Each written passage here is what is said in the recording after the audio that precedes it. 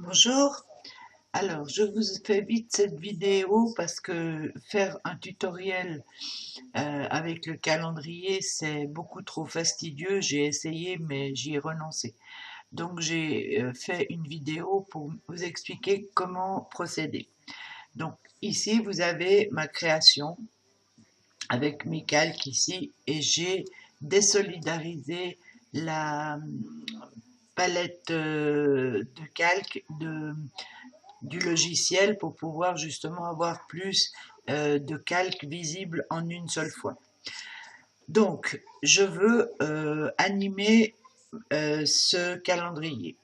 Donc, je fais un premier clic ici où je fais copier avec Fusion et je viens dans Animation Shop faire coller comme une nouvelle animation. Alors, on va rétrécir un peu l'image. Ensuite, on tire un petit peu pour voir la case suivante. Maintenant, je veux ouvrir la porte 1. Donc, j'ai pris la précaution de nommer tous mes calques pour m'y retrouver facilement. Donc, je clique sur le calque 1 que je ferme. Je n'ai pas besoin de venir activer le calque 2 vu que le calque 1 est fermé. Le reste de la création restera identique. Et comme on fait copier avec Fusion, qu'est-ce qui se passe là? Pourquoi j'ai... Ah non, c'est là que je suis bête. Donc, copier avec Fusion. Donc, on va copier l'image telle qu'elle est maintenant. Ensuite, on vient coller et on fait coller après l'image active. D'accord? Voilà. Donc, vous voyez, le 1 est bien ouvert et là, il est fermé. Ensuite, on vient fermer le 2, enfin ouvrir la porte 2 plutôt, mais fermer le calque. Derrière, c'est déjà collé ici sur ces images, mais je l'ai fait un par un, donc ça a été fait avant que je vous montre maintenant. Donc là, on vient ici, on repousse un peu notre image, on tire pour bien voir le calque suivant. C'est pas obligé, hein, mais moi j'aime bien voir ce que je fais. Donc je reviens sur mon PSP, je fais copier avec Fusion, toujours. Ensuite, je clique sur ce calque-là qui est, quand il est actif, il est rouge en haut, rouge en bas et bleu sur les côtés. Donc je clique à l'intérieur de ce calque et je fais coller toujours après l'image active. Et là, on voit le 1 ouvert et le 2 ouvert. Ensuite, on vient fermer sur PSP le calque numéro 3 pour ouvrir la porte. Et on procède de la même façon. On fait copier avec Fusion. Et ici, on vient coller après l'image active. Alors, je vais arrêter là la démonstration. C'est pas la peine que je fasse les 25 cases, mais pour vous montrer comment ça fonctionne après. Donc, maintenant, on va agrandir ça. Alors, dans un premier temps, on va cliquer sur le premier calque. Donc, on voit qu'il est actif, rouge en haut, rouge en bas et bleu de chaque côté. On vient dans le menu Édition et on sélectionne tout. D'accord? Ensuite, on vient dans le menu Animation et Propriétés de l'image. C'est là qu'on règle la vitesse de l'animation. Donc 10, c'est beaucoup trop rapide, on va faire 100. Pour que quand l'image défile, on ait le temps de voir ce qui se passe. Parce que si on met une ouverture des portes trop rapide, on n'a pas le temps de voir ce qu'il y a dessous. Donc c'est pas le but du jeu. Un calendrier de l'Avent, on doit voir ce qui se trouve derrière la porte, sinon ça n'a aucun charme. Donc voilà, on a fait ça. Maintenant, on veut voir si l'animation est bonne. Donc on va sur Affichage, et on clique sur Animation. Vous voyez que même là, c'est un peu rapide. Vous voyez ? Moi, je mettrais 120. Donc, on ferme celle-là. On revient ici. Tout est bien, oui. Donc, on refait animation, propriété de l'image, et on va mettre 120. Et on fait OK. On refait encore une fois animation. Non, ici, 1, 2, 3. C'est déjà mieux, mais on pourrait faire un peu plus lentement, je trouve encore. On va essayer de faire 140. Alors, non, animation, propriété de l'image, 140. Ok. Voilà. Affichage, animation, 1, 2, 3. Voilà, ça c'est bien. Voilà, et vous faites ça avec vos 25 images. Là, j'ai fait, je vais vous expliquer juste, je vais fermer ça parce qu'on n'en a plus besoin. Je vais vous expliquer un peu comment j'ai procédé. J'ai d'abord fait un cadre, donc je vais étendre mon...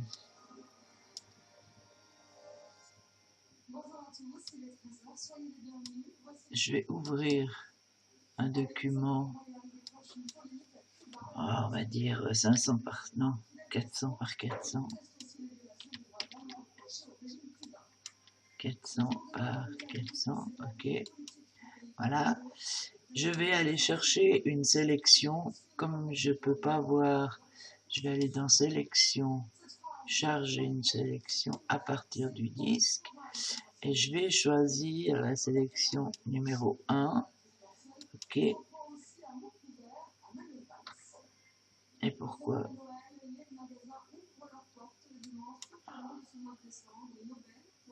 C'est bizarre ça. Alors, est-ce qu'il faut que je fasse plus grand? Bon, on va faire autrement. On va ouvrir un calque de 700 par 700. Parce qu'évidemment, ce que j'ai fait au début, non, qu'est-ce que c'est que ça? Mais c'est n'importe quoi. Allez, on recommence. Faire et défaire. Ah ouais, d'accord, évidemment, 4700, c'est un peu grand. Voilà. Et maintenant, je vais chercher ma sélection. Voilà. Mais c'est bizarre ça. Pourquoi j'ai pas ma sélection? Alors, si je viens ici, ça me donne quoi? Sélection.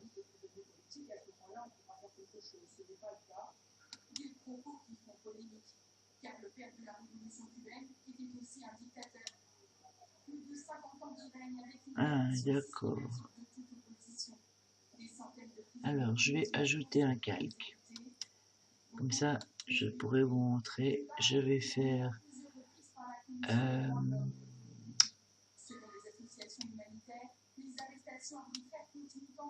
voilà. 2, 5, je crois que j'avais fait. Ouais. Ok. Puis, je vais remplir ça. Attends. Alors, ça, maintenant, je vais le remettre en place.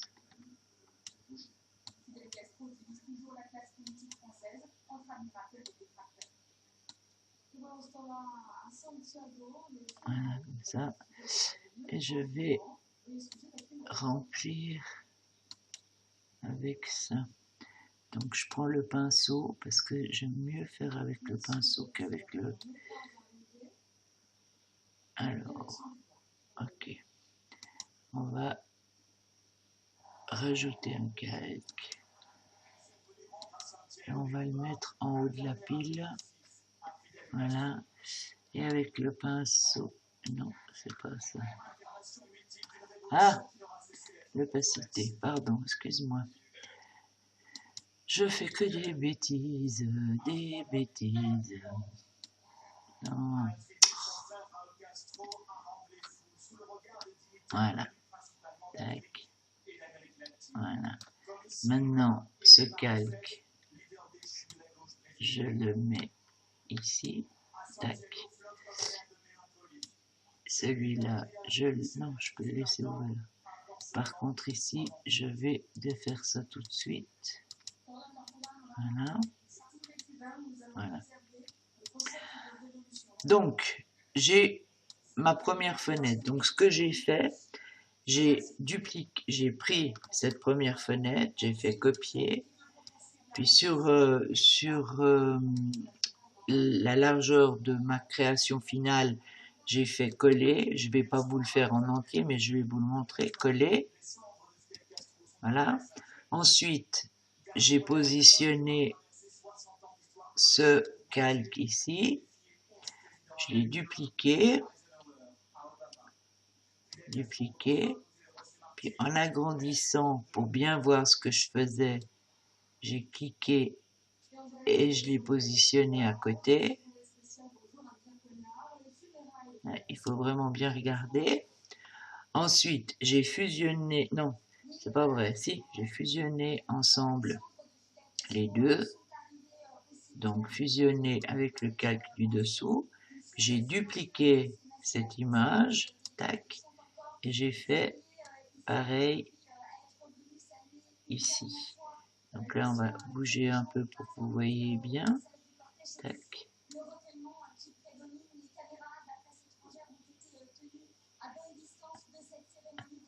Il faut être un peu patient. Voilà. Ensuite, je vais être sûr que ça soit bien. Donc, j'agrandis encore un peu.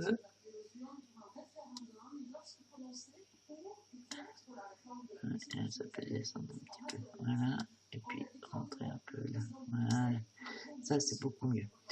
Voilà. Donc, n'ayez pas peur d'agrandir pour bien voir. Ensuite, j'ai fusionné de nouveau les deux ensemble. Voilà, fusionné avec le calque du dessous. Puis j'ai redupliqué encore une fois. Voilà. Et puis j'ai descendu le double ici. Voilà. Voilà. Et une fois que j'ai fait ça, j'ai voulu faire une fenêtre ici qui soit plus grande. Pourquoi le 12? Parce que le 12, c'est à la moitié du calendrier de l'Avent. 12 et 12 font 24. Maintenant, vous pouvez faire autre chose. Hein. Vous n'êtes pas obligé de faire exactement comme ça, mais ça peut vous donner une idée. Puis j'ai repris mon autre petit cadre ici. J'ai fait copier. J'ai fait coller. Et puis là, j'ai utilisé... Comment ça? Pourquoi je peux pas? Qu'est-ce qui se passe? Là. Alors, est-ce qu'il y a quelque chose? Voilà. Alors, j'ai pris mon cadre ici. Hop. Et puis, je l'ai agrandi de manière à ce qu'ils viennent toucher.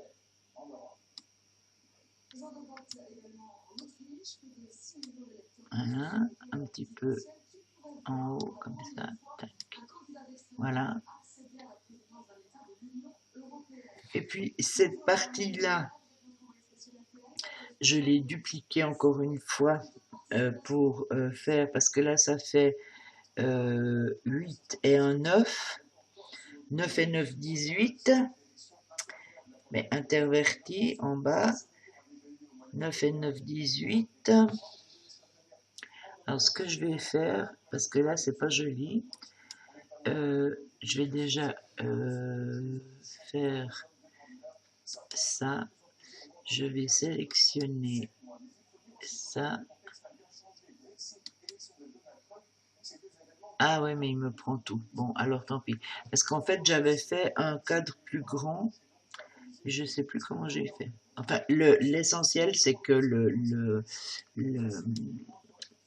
principe soit le même. Donc après, j'ai dupliqué ça. J'ai fait un effet miroir pour que ça aille de ce côté-ci, que le 12 vienne de ce côté-ci. Et ensuite, j'ai refait une ligne entre les deux pour mettre les autres dates. Ensuite, vous mettez les dates de manière aléatoire. Moi, j'ai pris chaque cadre séparément en faisant ça avec la baguette magique. J'ai cliqué à l'intérieur du cadre, donc il faut que j'enlève ça. J'ai cliqué, donc il faut que je vienne ici, voilà, activer celui-là. On va déjà fusionner tout, comme ça ce sera plus simple. Donc je suis venu faire ce cadre-là, et je crois que j'avais pris exemple sur un calendrier que j'avais trouvé sur le net. Donc j'avais j'ai fait jour par jour séparément. Mais vous pouvez faire, par exemple, ici, savoir que c'est le 23, par exemple. Ici, c'est le 23. Non, c'était le... Je sais plus ce que c'était ici. Alors, voyons voir. C'était le 3, voilà.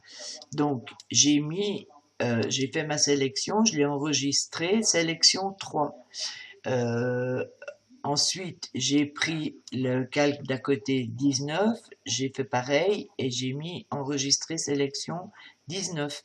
J'ai fait ça pour chaque jour pour avoir, parce que les sélections, on en a besoin plusieurs fois. Ensuite, quand j'ai fait ça, après je suis venu remplir en mettant évidemment chaque fois un nouveau calque, hein, faut pas oublier ça, sinon ça marche pas. Donc un nouveau calque, et j'ai rempli avec un dégradé vert et rouge avec un peu de jaune au milieu. Ensuite, j'ai passé alors je vais essayer de le retrouver, mon dégradé, si j'arrive à le retrouver. Dégradé, je crois que c'était, ouais, c'était celui-là, mais j'ai pris ça, voilà. Et puis avec un de moins, c'était ça, voilà. J'ai fait ça, donc je fais OK, et puis je viens ici, j'ajoute un calque, je prends mon pot de peinture, je remplis avec le pot de peinture, et puis je fais un flou gaussien à 20. Ensuite, j'écris avec une police n'importe laquelle. On va laisser celle-là, on va voir ce que ça donne. Mais là, je l'ai fait, comment j'ai écrit avec du doré. Enfin bref, on va même le faire carrément en noir, ça sera plus simple. L'essentiel, c'est qu'on... J'avais mis l'avant-plan aussi avec le dégradé. Mais bon, c'est pas grave, on va faire comme ça. J'écris ici le chiffre. Donc, faut que je désélectionne d'abord. Donc, on va stopper tout ça. On va désélectionner et on va écrire le chiffre 3. Voilà. Pourquoi ça c'est ça? Ah, ben voilà. 3. OK. Et puis, je suis d'accord avec ça. Voilà. J'ai mon chiffre 3. Ensuite, et j'ai pas mis le calque au bon endroit et du coup ma fenêtre, ben, je pourrais pas l'utiliser parce que j'ai mis le dégradé directement dans le truc. Ah zut zut zut. Bon alors, pour pas avoir tout à recommencer, je vais changer le vectoriel, le convertir en raster, le sortir ici, et puis là je vais défaire tout ça. Tac tac. Ah, la bêtise. Alors, on ajoute un calque, voilà. Et on remplit avec le dégradé. Donc, je suis obligé de refaire mon dégradé. Mais je crois que c'est de l'autre côté, voilà. Et puis, dégradé, tac, dégradé. Oh zut. Zut. Alors, là c'est bon.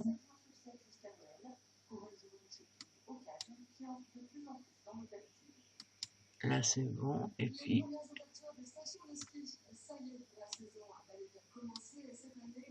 ici au milieu, on va mettre...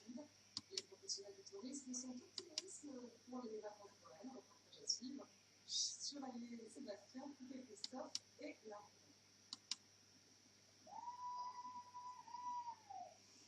affichée pour les premières descentes de la saison. Ils sont unanimes sur les pistes quant à la qualité de la neige. Voilà, et puis Les pisteurs sont en pleine ébullition pour préserver la qualité des pistes et préparer c'est pas juste. de mètres de neige sur les hauteurs début décembre. Le mauvais enneigement de l'an passé est oublié. Donc cette année, c'était début novembre. Comment ça se fait que j'arrive pas à avoir le même résultat? Condition idéale donc pour ce premier week-end. Ah, d'accord. Ah. Les chanceux Voilà. de déplacement ne sont pas Et déçus. puis, on va... Bien en profiter.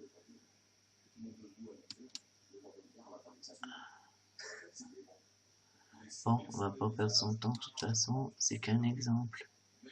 Voilà, donc maintenant j'ai mon calque, c'est bon, je vais prendre mon pot de peinture, je recommence, voilà, je fais mon flou gaussien, ok, je prends mon chiffre 3, tac, copier, coller.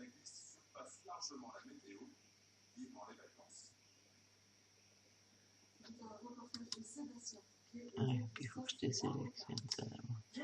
Voilà. Ensuite, à ce stade-là, je me suis dit, bon, on va déjà fusionner les deux ensemble. Donc, c'est fusionner avec le calque du dessous. Tac. Je me suis dit, bon, faut que je mette quelque chose derrière. Alors, ce que j'ai fait, j'ai encadré la totalité. J'ai sélectionné, pardon, j'ai pris l'outil sélection rectangle. J'ai sélectionné la totalité, ici je vous montre que la partie qu'on a faite, mais il faut sélectionner la totalité en débordant un petit peu. J'ai ajouté un calque que j'ai placé dessous, comme ça, et ensuite je l'ai rempli avec du blanc,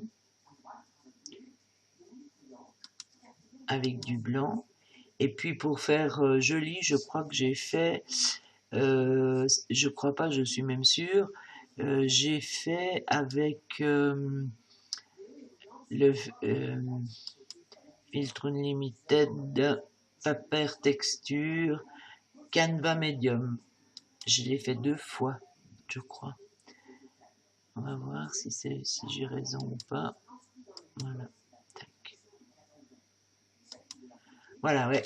Et puis ensuite, bah, vous faites ça sur chaque case. Vous pouvez évidemment disposer vos carrés d'une autre façon. Vous pouvez faire des ronds à la place des carrés, des étoiles à la place des carrés. Enfin, vous pouvez faire toutes les formes que vous voulez. Disposer ça comme vous voulez. Ensuite, garnir le tout. Et quand tout est fini, si vous avez bien nommé vos calques les uns après les autres, vous aurez aucune difficulté. Bon, c'est un peu fastidieux à faire l'animation parce que c'est chaque jour un nouveau copier-coller, mais enfin, c'est faisable. Voilà, j'espère que ce petit tuto vidéo vous aura rendu service pour faire vos animations. Voilà, je vous remercie, puis à la prochaine.